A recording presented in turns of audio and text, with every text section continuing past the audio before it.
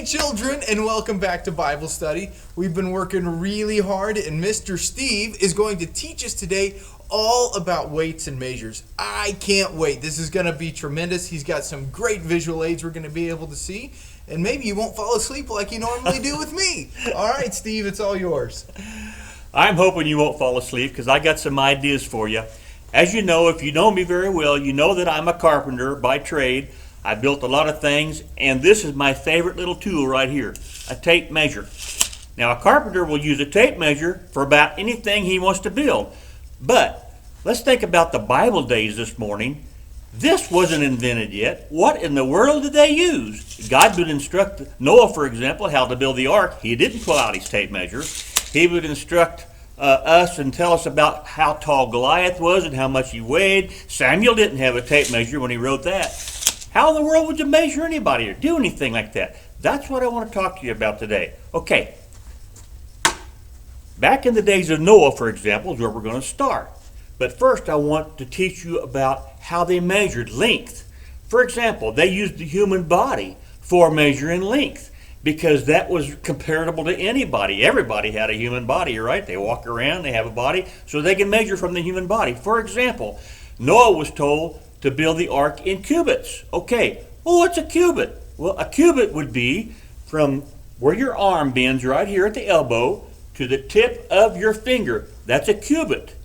That's basically 18 inches, okay? 17.5 to be directly exact, but we're going to say 18 inches, okay? 18 inches. So everybody has an arm unless it's been cut off, right? That's a little joke, sorry. Okay, so you have an arm that's 18 inches long from here to here, and that was a cubit. And God said, I want you to build the ark so many cubits. I want you to do this so many cubits, and that's how they went. They knew how to do it because they had an arm span from here to here, a cubit.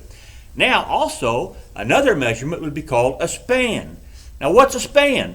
It's not used as often as a cubit, but it is used. A span is 1/2 of a cubit, which would be from your tip of your finger, basically to the middle of your arm. Now, how do you do that? Look here, from your thumb to your end of your this finger here. I had the wrong finger. From your thumb to your little finger right here. If you could take that thing and widen it out as wide as you can get it, and go from the tip of your finger and touch your hand right there. That'd be about right there, roughly, right?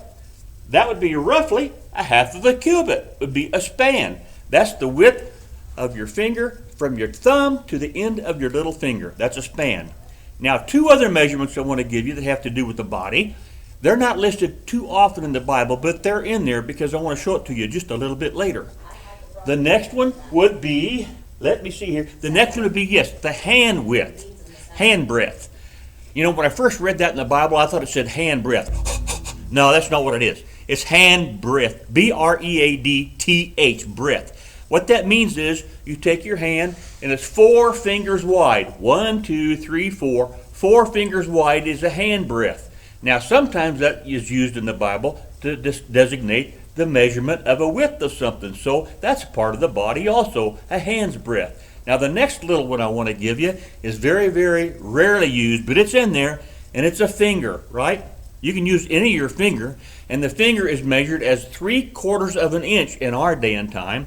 So you've got your cubit, 18 inches. You've got your span, which is 9 inches. You've got your hand's width, which is 3 inches, and then you've got one finger, which would be 3/4 of an inch. And those are the measurements we're going to look at today when we read the Bible, and we're trying to figure out what did God have in mind when he told Noah to build the ark, or any other measurement that he told anybody.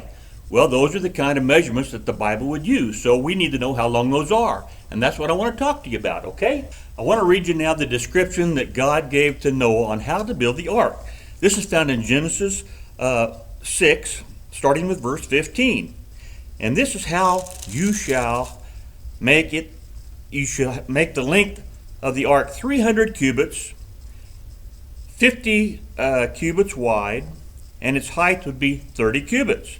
You shall make a window for the ark and finish it to the cubit from the top, and set the door of the ark in the side of it. You shall make it with lower, second, and third decks. Now, I wanted to read you this because this tells you how many cubits and how big the ark is. So let me demonstrate that for just a minute for you. I made a little chart here. Now you're going to think this is a little bit funny, and you'll understand in a minute what I'm trying to do. Like I said, there was no tape measure in Noah's days, not that I know of. If there was, I've never heard of one or seen one or read about one. So what did he have to do? How could he measure a cubit? Let me go back to my early days when I lived on the farm. I watched my dad measure out acreage with one of these little wheels like this. Now, I'm not saying that Noah had a wheel like this. I'm just saying it's a possibility. He might have had something like this to measure out a cubit. Now, I made a wheel like this. If you will see, it's got 4 cubits on the circumference, or the going around one time makes 4 cubits. Now, my wife has rolling pins all in the kitchen as a collection item. Now, if you would put a rolling pin through the middle of that, for example, just use that for a way to spin the wheel and hang on to it while you roll it.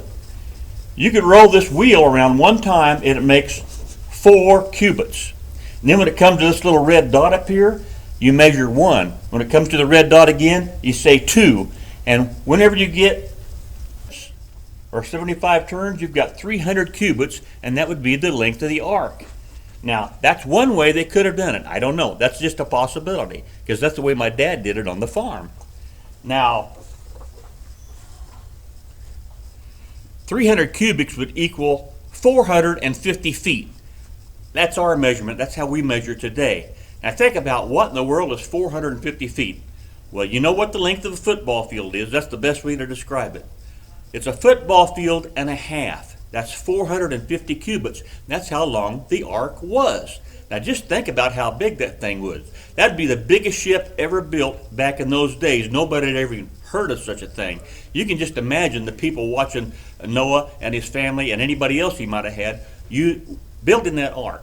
They were laughing at him and thinking it was funny, especially since it was on dry land. That would be such ridiculous situation. But he got it built. Matter of fact, it's possible that he took up to 120 years to build it. It's a possibility because that's how long God said they might have had.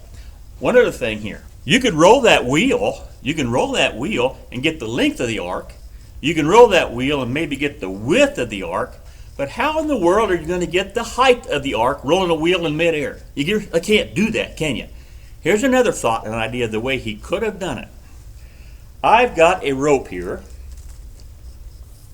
and every cubit I tied a knot, like this. Now, if you're in the Navy and you want to take a sounding or you want to know how deep the water is, this is how they did it back in the days. Matter of fact, Paul gives us an idea of that when he wrote the New Testament. He would take a sounding, and when that thing hit the bottom, when the anchor hit the bottom, he would bring that rope back up and he would count the cubits. However many knots were in there. That's how deep he knows the water is at that point in time. Well, Noah could have used a very, very similar method.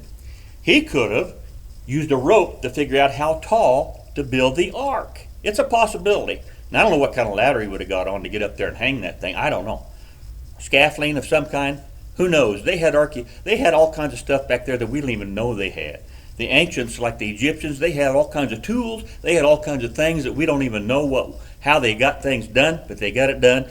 And Noah, in his time, he had it done too. As a matter of fact, back in Genesis 4, it talks about how they even had iron and bronze at that point in time. I don't know how things were made, don't know where it was mined or anything, but it said they had it. So use your own imagination on that. So that's the ark.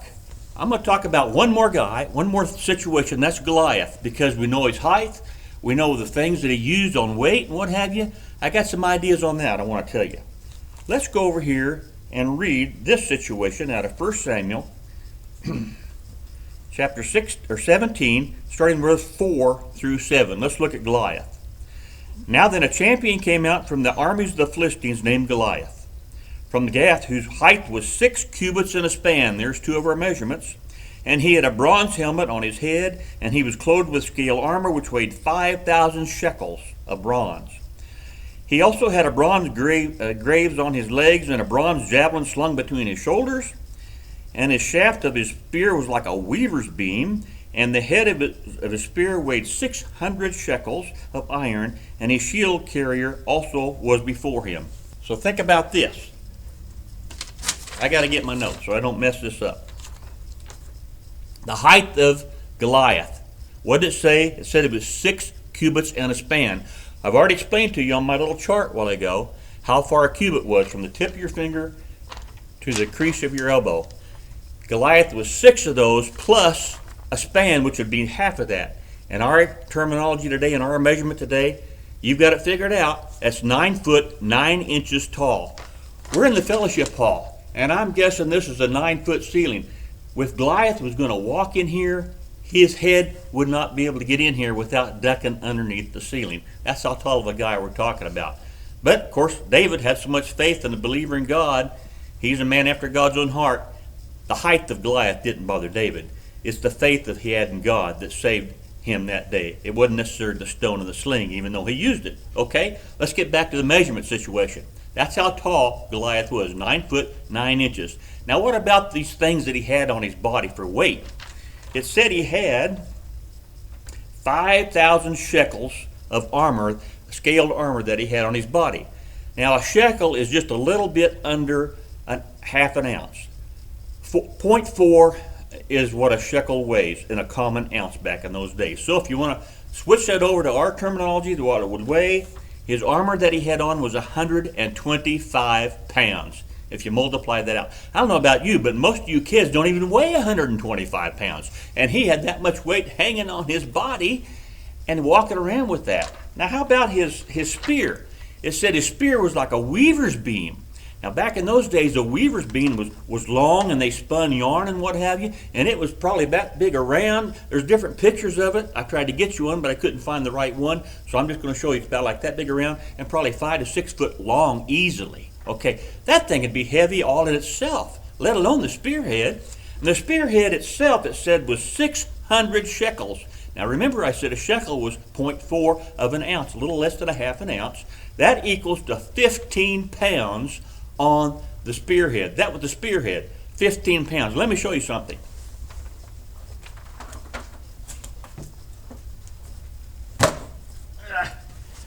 Look at this thing. We got this out of the supply room. Guess what? I weighed this last night, and it's 10 pounds. 10 pounds.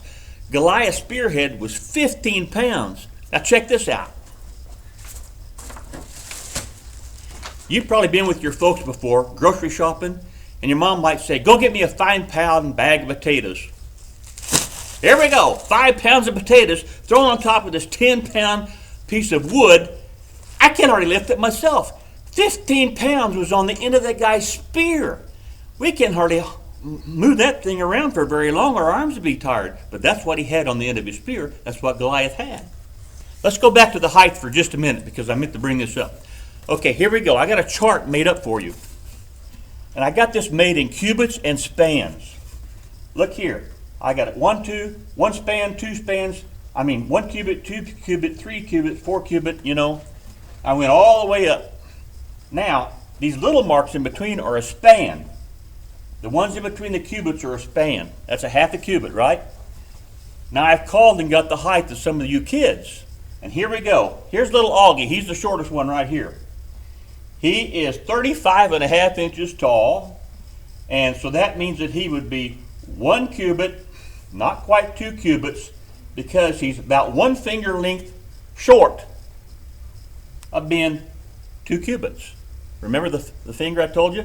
3/4 of an inch, roughly? That's close enough. Okay, look at Ella. She's 48 inches tall. That would be 2 cubits, a hand breadth, and a little bit more. Okay, so that'd be Ella. Look at Chloe. She's about an even 5 foot tall, because her grandma Jean told me she's about the same height as I am, and I'm 5 foot tall. I said, that's good enough. Okay, so we're talking about 3 cubits and not quite a span. Okay, 5 foot, 60 inches. Now we're using that scale because I want to show you something. Look at Goliath, clear up here on the scale. He is 6 cubits and a span. He is 117 inches. That makes him I got 9.5 foot here. That's not correct. It's 9 foot 9 inches. Okay. What I meant to say was it's 6.5 cubits. Okay. Be the same thing. Look at the difference. David wasn't scared of a guy like that. No way. He had God on his side. But that's just a way of showing you the height and the weight measurements were taken by God. So, now when you read the Bible and you come across measurements like this, and it doesn't say inches, it doesn't say centimeters, it doesn't say anything like that, but it says cubits and spans, hand's breadth, and fingers. Those are the 4 widths we looked at today. Now there are 4 lengths rather, but there are other types of measurements in the Bible, like the rod or the reed, and there's fathom. There's different things, but we are not going to go into that right now. That'll be for another time. 4 of these measurements to put on your mind this morning would be plenty good enough. I hope you learned something about measurements and weights in the Bible. I just wanted to bring it to you because I'm a carpenter. It's natural for me to think this way. You guys have a good day. I'm happy to be here with you. All right. Thanks so much, I Steve. don't know if that's going to work That or was not. fantastic. That'll work just fine. And please remember to always obey your parents. And I can't wait for you guys to come back soon. We'll see you next time. Bye-bye. See ya. Thanks for having me.